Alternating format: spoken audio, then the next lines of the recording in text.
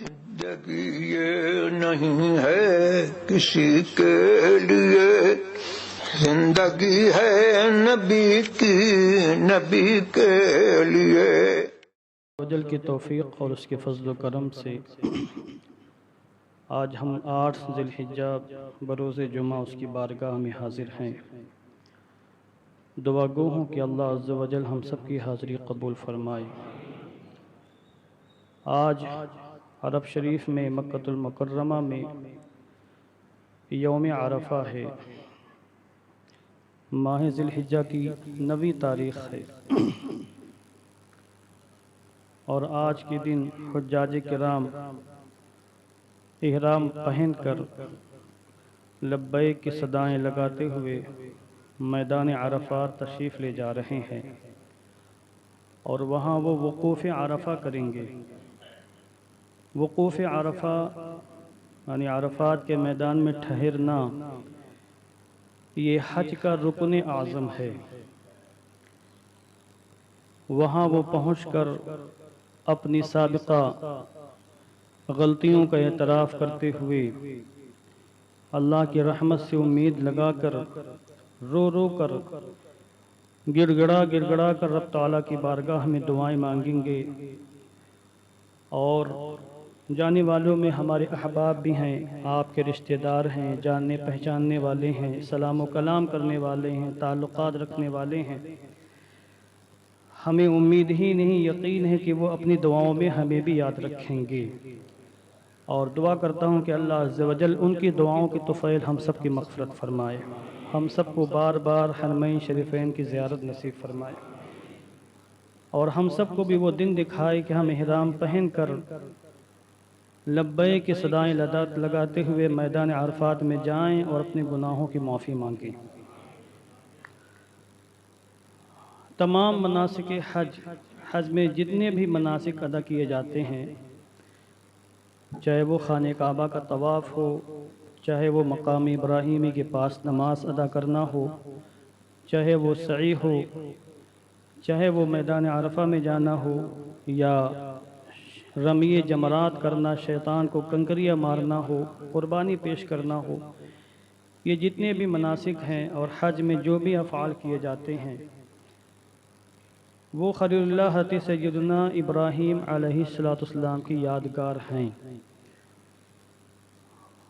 اور ان کی یادگار کے طور پر بھی یہ چیزیں واجب ہیں، شرعاً ضروری ہیں۔ تو عید الاضحیٰ کا جو تہوار ہے، حضرت ابراہیم علیہ السلام اور ان کے فرزند جلیل حضرت اسماعیل علیہ السلام کی یادگار کے بغیر مکمل نہیں ہو سکتا۔ آج کی اس گفتگو میں میں اللہ کے عظیم پیغمبر خلیل اللہ حضرت سیدنا ابراہیم علیہ السلام کا تھوڑا سا ذکر جمیل کرنے کی سعادت حاصل کر رہا ہوں۔ حضور نبی کریم صلی اللہ تعالی علیہ وسلم کے بعد تمام نبیوں میں سب سے اونچا مقام حضرت سیدنا ابراہیم خلیل اللہ علیہ السلام کا ہے۔ قرآن مقدس کے اندر اللہ رب العزت نے مختلف مقامات پر حضرت ابراہیم علیہ السلام کا ذکر فرمایا ہے۔ ان کی حلم و بردباری کو، ان کے تحمل کو، ان کے صبر کو، ان کی قربانیوں کو، ان کی کاوشوں کو، اور ان کی تبلیغی کوششوں کو، ان کی آزمائش کو، ان کی رجوع الی اللہ کو، ان کی توبہ و استغفار کو، ان کی آہیں بھرنے کو بڑے زبردست طریقے سے قرآن مقدس میں جا بجا اللہ نے ذکر فرمایا ہے، اور باقاعدہ آپ کے نام سے مستقل ایک سورت سورہ ابراہیم، اور 56 مقامات پر اللہ نے اپنی اس عظیم بندے، اپنی اس عظیم پیغمبر کا ذکر فرمایا ہے۔ سینکڑوں آیات کریمہ ہیں جن میں اللہ نے اپنے خلیل کا تذکرہ فرمایا ہے، 1-2 آیات نہیں۔ کسی کی شان اللہ نے اگر کسی ایک آیت میں بیان کر دی قرآن مقدس کے اندر، تو اس کی عظمتوں کی تہ تک کوئی نہیں پہنچ سکتا ہے۔ آپ اندازہ فرمائیں وہ عظیم خلیل اللہ کس قدر عظیم ہے، جس کی عظمتیں اللہ نے 1-2 مقام پر نہیں، سینکڑوں مقام پر بیان فرمائی ہیں۔ کہیں آپ کو حلیم کہا، کہیں آپ کو اواب کہا آہیں بھرنے والا، کہیں آپ کو منیب کہا اللہ کی بارگاہ میں رجوع لانے والا، کہیں آپ کو خلیل کہا، کہیں آپ کو امت کہا، کہیں آپ کو امام الناس کہا، کہیں آپ کو مسلم کہا، کہیں آپ کو حنیف کہا۔ بہت سے مقامات پر اللہ نے آپ کا ذکر فرمایا ہے، اور آپ نے جس قدر آزمائشوں کا دور دیکھا ہے وہ بالکل بے مثال ہے، اور ہر آزمائش میں آپ کامیاب و کامران ہوئے، سرخرو ہوئے۔ اس لیے اللہ نے آپ کو خلت کے مقام پر فائز فرمایا۔ تمام نبیوں میں صرف آپ کا لقب خلیل ہے، آپ کے علاوہ کسی بھی نبی کو خلیل نہیں کہا جاتا ہے۔ مقام خلت اللہ نے آپ کو عطا فرمایا۔ اور سورۃ الانبیاء کے اندر مسلسل 23 آیتیں ایسی ہیں، سورۃ الانبیاء میں 17ویں پارے میں آیت نمبر 51 سے لے کر 73 تک مسلسل اللہ نے آپ کا تذکرہ فرمایا ہے۔ اب آپ کے حالات اس قدر کثیر ہیں، باقاعدہ کتابیں آپ کے حالات پر موجود ہیں۔ توریت کے اندر بھی آپ کا پورا تذکرہ موجود، زبور کے اندر بھی تذکرہ موجود ہے، اور قرآن مقدس کے اندر بھی اللہ نے آپ کا تذکرہ فرمایا ہے۔ اور پھر ہمارے علماء نے، مفسرین نے، شارحین حدیث نے مستقل کتابیں لکھی ہیں حضرت ابراہیم علیہ السلام کے حالات پر۔ تو کم سے کم عید الاضحیٰ کے موقع پر ہمیں چاہیے کہ ہم کتابیں خریدیں مارکیٹ سے۔ آپ تو نیٹ کا زمانہ ہے اور PDF فائل بھی مل جاتی ہیں، اگر آپ باذوق ہیں، پڑھنے کا شوق رکھتے ہیں تو ان بزرگوں کے حالات پڑھیں۔ ایمان میں چمک پیدا ہوگی، دمک پیدا ہوگی، نکھار پیدا ہوگا۔ اور جس زمانے میں آپ کی پیدائش ہوئی، نمرود کا زمانہ تھا، نمرود بن کنعان، وہ زال سے ہے نمروز، مگر اردو میں اس کو نمرود بولتے ہیں دال سے۔ تو اس کی حکومت کا زمانہ تھا، عراق اور آس پاس کے پورے خطے میں اس کی حکومت تھی، بلکہ یہ کہا گیا کہ پوری دنیا پر اس کی حکومت تھی۔ مگر ہمارے استاد گرامی حضرت علامہ محمد احمد صاحب قبلہ مصباحی حفظہ اللہ تعالی، جو اس زمانے کے عظیم ترین محقق ہیں، تو آپ نے فرمایا تھا کہ یہ مجازن کہا جاتا ہے کہ پوری دنیا پر اس کی حکومت تھی، پوری دنیا پر آبادی ہی نہیں تھی۔ ہاں، یہ کہ جو آبادی کا حصہ تھا، اس پوری آبادی کے حصے پر اس کی حکومت تھی۔ تو اس نے اپنے آپ کو باقاعدہ خدا کہلانا شروع کیا اور رب کہلانا شروع کیا، اپنی پرستی شروع کروائی اس نے، کیونکہ اس کی بہت طویل عمر تھی۔ جب کسی کا اقتدار طویل ہوتا ہے اور کسی کی حکومت بہت طویل زمانے تک ہو جاتی تو اپنے آپ کو نہ جانے کیا سمجھنے لگ جاتا ہے۔ آج اگر کسی شخص کو 5 سال 10 سال کی کرسی مل جائے تو اپنے آپ کو نہ جانے کیا سمجھتا ہے، اور کسی کو خاطر میں نہیں لاتا پھر۔ تو اس کی تو سینکڑوں سال تک حکومت رہی نمرود کی۔ بہرحال اس نے خود کو رب کہلانا شروع کیا۔ اس کے مقابلے میں کوئی بھی شخص دنیا میں نہیں تھا جو بادشاہ ہو۔ تو اس نے اپنا سجدہ کروانا شروع کیا، مورتیاں بنوائیں، مورتیوں کی عبادت شروع ہوئی۔ حضرت ابراہیم علیہ السلام جس زمانے میں پیدا ہوئے، آپ کے پیدائش سے قبل اسی نمرود نے خواب دیکھا کہ ایک ستارہ طلوع ہوا ہے اور اس کی چمک اس قدر زیادہ بڑھی کہ اس کے سامنے چاند ستاروں کی چمک بھی پھیکے پڑ گئی، ساری ستاروں کی، آفتاب و مہتاب کی چمک بھی پھیکی پڑ گئی۔ خوف زدہ ہو گیا، صبح اٹھا تو اس نے اپنے حاشیہ نشینوں کو بلایا۔ اس کے دربار میں بڑے بڑے جو کاہن اور نجومی تھے، جو ستاروں کو دیکھ کر بتاتے تھے کیا ہونے والا، کاہنوں کو، نجومیوں کو بلایا، کہا میں نے ایسا ایسا خواب دیکھا ہے، بتاؤ کیا تعبیر اس کی ہے، جلدی سے بتاؤ۔ تو لوگوں نے کہا کہ حضور والا، آپ کی حکومت میں ایک بچہ پیدا ہونے والا ہے جو آپ کی حکومت کے زوال کا سبب بنے گا، جس کی بنیاد پر آپ کی حکومت ختم ہو جائے گی۔ اس نے کہا اچھا، ہم اس بچے کو پیدا ہی نہیں ہونے دیں گے۔ اس نے اعلان کیا کہ کوئی بھی بچہ پیدا ہو اس کو قتل کر دیا جائے، کوئی بھی شوہر اپنی بیوی کے قریب نہ جا سکے، نہ میاں بیوی ملیں گے، نہ حمل کا استقرار ہوگا، نہ بچے کی ولادت ہوگی، اور اگر کسی کا بچہ پیدا ہو جائے تو قتل کر دیا جائے۔ مگر اللہ کی مرضی مشیت کو کون ٹال سکتا؟ آپ کی والدہ محترمہ کم سن تھیں اور آپ کے والد بزرگوار حضرت تارخ تھے۔ تارخ نام یاد رکھیے گا، یہ آزر جو قرآن مقدس میں آیا ہے چچا کا ذکر ہے، یہ بت پرست تھا، یہ بت پرست تھا، اور آپ کے والد بزرگوار موحد تھے، مومن تھے، ان کا نام تارخ تھا۔ اس سلسلے میں مرشد گرامی حضور تاج الشریعہ رحمت اللہ تعالی علیہ نے باقاعدہ مستقل ایک کتاب لکھی ہے عربی زبان میں، اور آپ نے تحقیق سے ثابت کیا ہے، بہت تحقیقی انداز میں گفتگو فرمائی اور یہ ثابت کیا ایسے یقینی دلیلوں کے ساتھ کہ کوئی بھی ذی ہوش ان کا انکار نہیں کر سکتا. آپ نے ثابت فرمایا کہ آپ کے والد بزرگوار یہ آزر نہیں تھا، حضرت تارخ تھے رضی اللہ تعالیٰ عنہ، موحد تھے وہ. تو انہوں نے دیکھا کہ اگر بچے کی پیدائش آبادی میں ہوئی تو یہ ظالم بادشاہ قتل کروا دے گا. تو انہوں نے جنگل میں ایک پہاڑ میں ایک کھو کھدوا لی پیدائش سے پہلے جہاں آبادی نہیں تھی، اور وہاں جا کر جنگل میں ایک غار خود کھودی یا کھدوائی کسی سے چپکے سے. اور اس کے بعد جب ولادت کا زمانہ قریب آیا تو اپنی بیوی کو لے جا کر وہیں چھوڑا. حضرت ابراہیم کی پیدائش اسی غار یا کھوہ میں ہوئی، اور ولادت کے بعد والد محترمہ پھر شہر میں آبادی میں آ گئیں کہ کہیں ایسا نہ ہو کہ حکومت کے کارندوں کو معلوم پڑ جائے کہ میرے یہاں بچہ پیدا ہوا اور میرے بچے کو شہید کر دیا جائے. اور پھر وہ دودھ پلانے جاتی تھیں. اور آپ پر اللہ کا ایسا کرم ہوا کہ آپ بہت تیزی کے ساتھ بڑھے. عام بچے جس قدر بڑھتے ہیں اس سے کئی گنا زیادہ تیزی کے ساتھ آپ کی پرورش ہوئی. اور آپ کی والدہ محترمہ اگر وہاں پہنچنے میں کبھی تاخیر ہو جاتی، دودھ پلانے میں دیر ہو جاتی، تو جب آپ کی والدہ محترمہ پہنچتی تو دیکھتی کہ حضرت ابراہیم اپنی انگلی چوس رہے ہیں، انگلی سے دودھ کا فوارہ جاری ہے اور وہ دودھ پی رہے ہیں. تو غیب سے اس طریقے سے آپ کی تربیت کا، آپ کی پرورش کا اہتمام کیا گیا. القصہ مختصر ہے کہ آپ بڑے ہوئے. بڑے ہونے کے بعد اپنے والد صاحب کے ساتھ بابل آئے، نمرود کی جہاں حکومت تھی وہاں رہنے لگے. آپ نے دیکھا کہ کس قدر بت پرستی عام ہے کہ جس خدا نے پیدا کیا، جس خدا نے زندگی دی، لوگ وہ اس کو چھوڑ کر نمرود کی پوجا کر رہے ہیں، نمرود کی عبادت کر رہے ہیں، غیر اللہ کی پوجا کر رہے ہیں، شرک کر رہے ہیں، کفر کر رہے ہیں. تو آپ نے ایک دن، اور آپ کا جو چچا تھا آزر، یہ اس کا جو گھر تھا یہ باقاعدہ بت پرستی کا اڈا تھا. آزر اپنے ہاتھوں سے بت بناتا تھا، بیچا کرتا تھا، باقاعدہ بت بنا کر بیچنے کا دھندا تھا اس کا.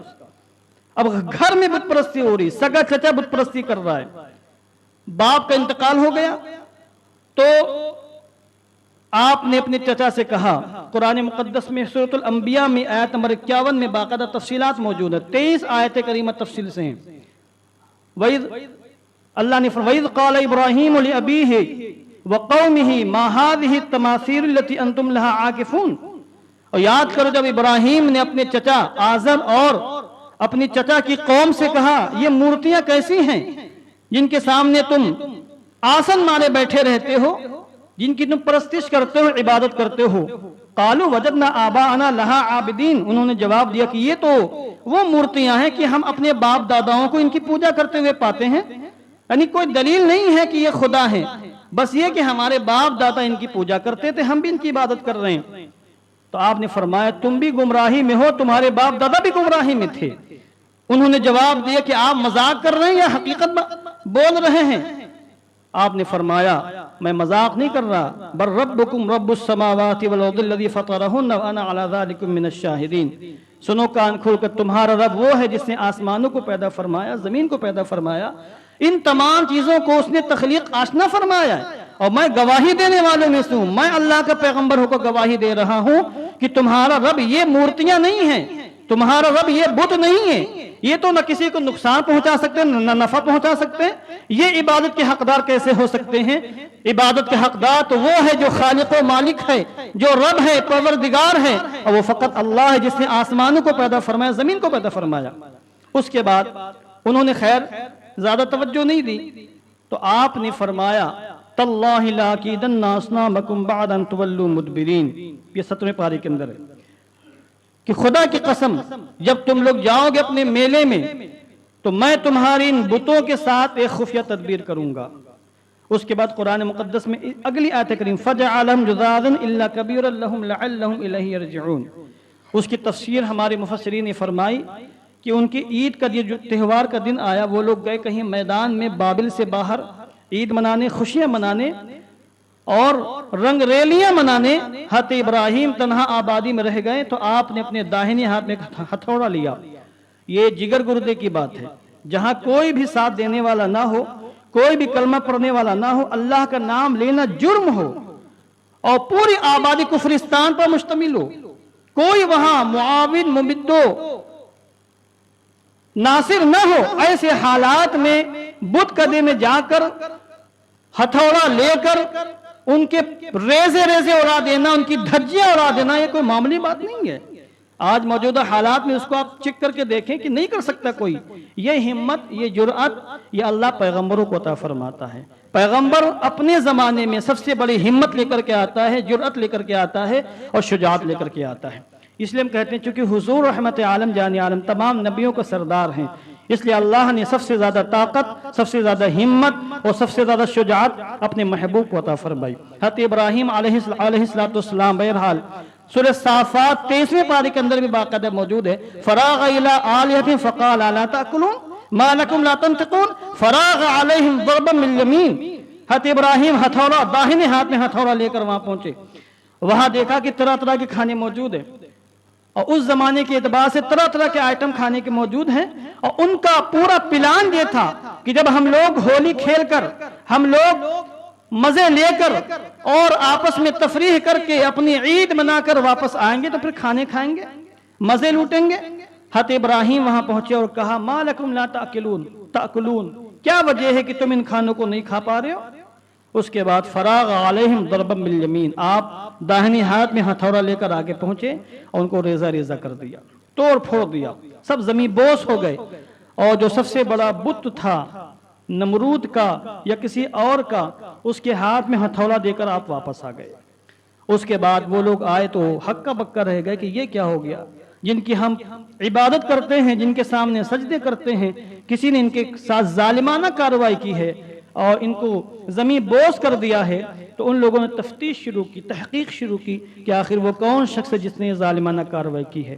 خود قرآن مقدس کے اندر تفصیلات موجود ہیں کہ لوگوں نے نمرود کے پاس جا کر گواہی دی کہ ہم نے ایک نوجوان کو سنا ہے، پورے علاقے میں وہی ایک نوجوان جو ہمارے خداؤں کو برا بھلا کہتا تھا، باقی کوئی اور یہ کام نہیں کر سکتا، ہو نہ ہو اسی نوجوان نے یہ کام کیا ہوگا، وہی یہ ظلم کرنے والا ہے. حضرت ابراہیم علیہ السلام کو گرفتار کیا گیا، نمرود کی بارگاہ میں پیش کیا گیا. نمرود نے سب کے سامنے پوچھا اے ابراہیم بتاؤ کیا تم نے ان بتوں کے ساتھ یہ معاملہ کیا ہے؟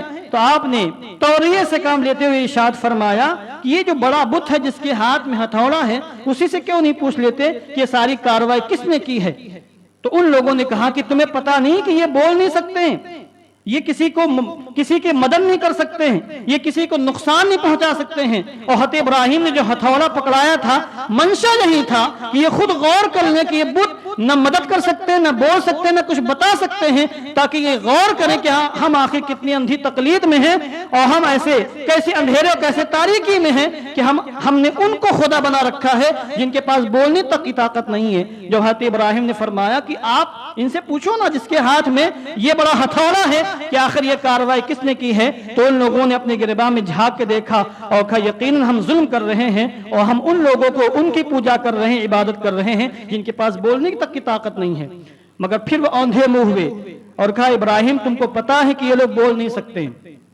تو آپ نے فرمایا اُفِّل لَكُمْ وَلِمَا تَعْبُدُونَ، اُفِّل لَكُمْ، تم پر افسوس ہے کہ تم اس کی عبادت کر رہے ہو جو نہ تمہیں نفع پہنچا سکتا نہ تمہیں نقصان پہنچا سکتا ہے، تم لوگ اس کی عبادت کر رہے ہو.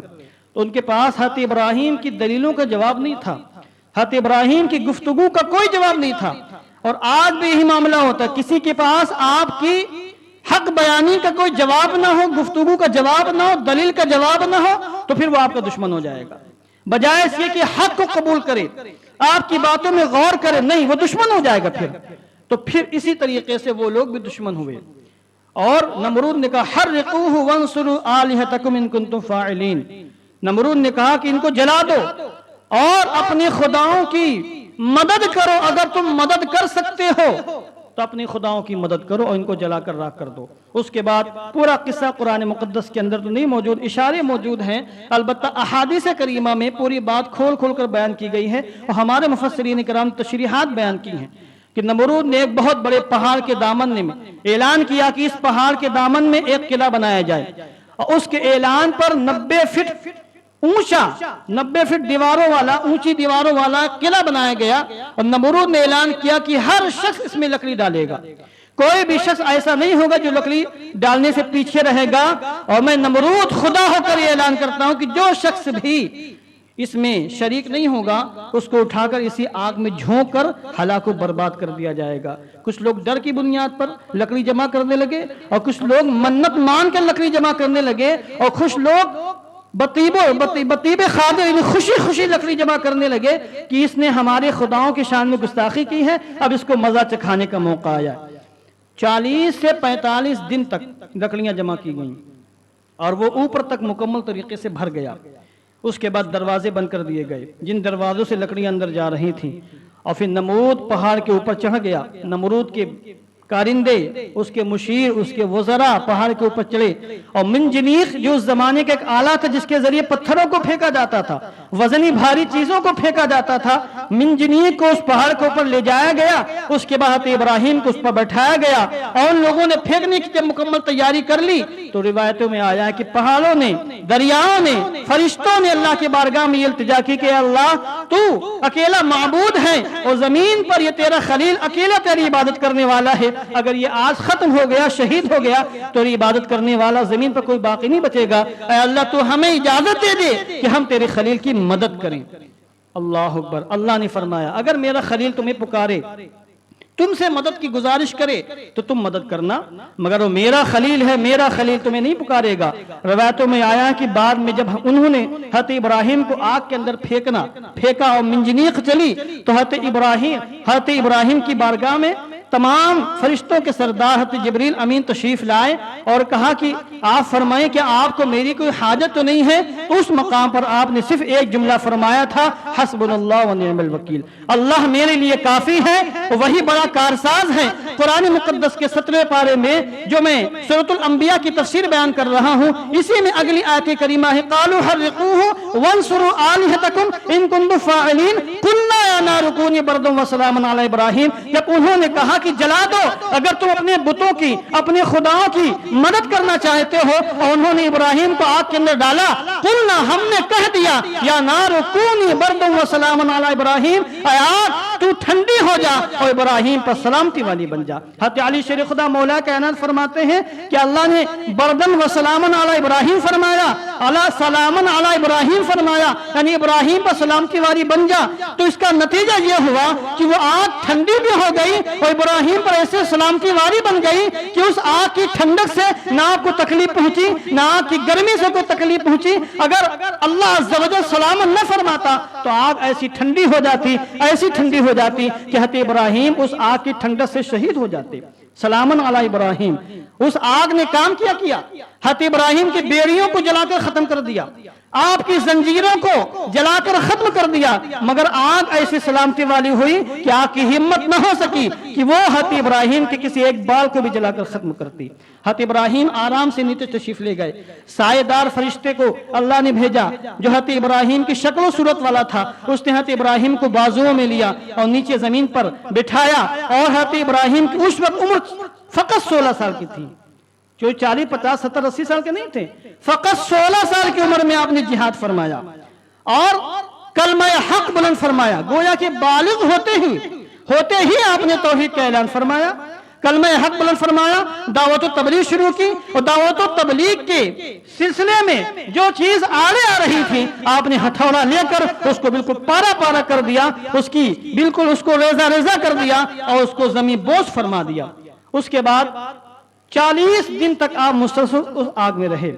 और हज़रत इब्राहिम ने खुद इरशाद फरमाया कि मेरे ऊपर अल्लाह की सबसे बड़ी नेमत उसी जमाने में थी, उन्हीं दिनों में थी जिन दिनों में आग के अंदर था। दरिया भी पानी का जारी था, जन्नत की तरह तरह की नेमतें भी वहां पहुंच रही थी, और आपका दिल बहलाने के लिए अल्लाह ने फरिश्तों को वहां भेजा था, बल्कि एक फरिश्ता तो खुद आपकी शक्ल सूरत का था। फिरौन ने ऊपर देखा पहाड़ के ऊपर से कि इब्राहिम तो अंदर आराम से बैठे हैं, उसको सारा मंजर नजर आ रहा था और आपको कोई तकलीफ नहीं हुई। और 45 दिन तक तकरीबन, और 12 रवायतों में कि 40 दिन तक आप अंदर रहे, जब आप नहीं जले, कोई तकलीफ नहीं हुई, आप शहीद नहीं हुए और आग ने आपको एक बार भी जलाने की जरूरत नहीं की, तो फिरौन ने ऊपर से आवाज लगे कि इब्राहिम क्या हालात हैं? कहा अल्हम्दुलिल्लाह खैरियत से हूं। क्या तुम चलकर इस आग से बाहर आ सकते हो? कहा हाँ, मैं चलकर इस आग से बाहर आ सकता हूं। उसके बाद फिर आपने फिरऔन को दिखाया और चलते हुए आग के दरमियान से आप एक रास्ते से उस आतिश कदे नमरूद से बाहर तशरीफ लाए। उसके बाद फिरऔन के दिल में आपके ऐसी हैबत बैठी, ایسا خوف مسلط ہوا اور وہ سمجھ گیا کہ ہو نہ ہو یہی نوجوان وہ بچہ ہے جس کے بارے میں نے خواب دیکھا تھا، جو میری حکومت کا خاتمہ کرے گا اور میری حکومت کے خاتمے کا سبب بنے گا۔ اس کے بعد اس نے حضرت ابراہیم کو بلایا، بڑی عزت کی، بڑی توقیر کی اور کہا کہ اے ابراہیم، میں نے دیکھ لیا ہے کہ تمہارا رب کتنا عظیم ہے اور تمہارے رب کی بارگاہ میں تمہارا کیا مقام مرتبہ ہے۔ میں سمجھ گیا ہوں کہ تمہارا رب جس کی تم عبادت کرتے ہو وہ مجھ سے بھی زیادہ عظیم ہے، اور تمہارا رب بڑا عظیم اور تمہارا بھی مقام اس کی بارگاہ میں بڑا عظیم ہے۔ اب میں تیرے رب کی بارگاہ میں قرب حاصل کرنے کے لیے جانوروں کو قربان کرنا چاہتا ہوں۔ حضرت ابراہیم نے فرمایا جب تک تو کفر پر قائم ہے تیری کوئی بھی قربانی رب کی بارگاہ میں قبول نہیں ہو سکتی ہے۔ اگر تو چاہتا ہے کہ تجھ کو اللہ کا قرب حاصل ہو، تیری قربانی قبول ہو، تو کفر و شرک سے توبہ کرنا ہوگا۔ اس نے کہا یہ تو میں نہیں کر سکتا ہوں، میری حکومت کا معاملہ ہے اور میں ایک زمانے سے خدا بنا بیٹھا ہوں، اب میں کیسے اپنے پیروں پر کلہاڑی مار لوں، اپنے مذہب کو کیسے ترک کر دوں، یہ تو نہیں ہو سکتا ہے۔ البتہ تیرے رب کی عظمت دل میں بیٹھی ہے تو میں اس کا قرب حاصل کرنے کے لیے 400 جانوروں کو ذبح کروں گا۔ اس کے بعد اس نے 400 جانوروں کو ذبح کیا، قربانی پیش کی، مگر ساری قربانی اس کی رائے گاہ گئی اور نتیجہ یہ ہوا کہ اللہ کا عذاب نازل ہوا۔ فرشتے اس کی بارگاہ میں آئے، اس کے پاس آئے اور کہا کہ اے نمرود، کیا تو اللہ کو ایک مانتا ہے، خالق و مالک مانتا ہے؟ کہا نہیں۔ اس کے بعد دوبارہ فرشتے آئے، ایمان کی دعوت دی، کہا نہیں۔ دوبارہ فرشتے آئے، تیسری مرتبہ جب فرشتوں نے ایمان لانے کی دعوت دی اور نمرود نے تسلیم نہیں کیا تو فرشتوں نے کہا پھر اپنی فوج لے کے آؤ اور اللہ کی فوج آئے گی، تیری فوج سے مقابلہ ہوگا۔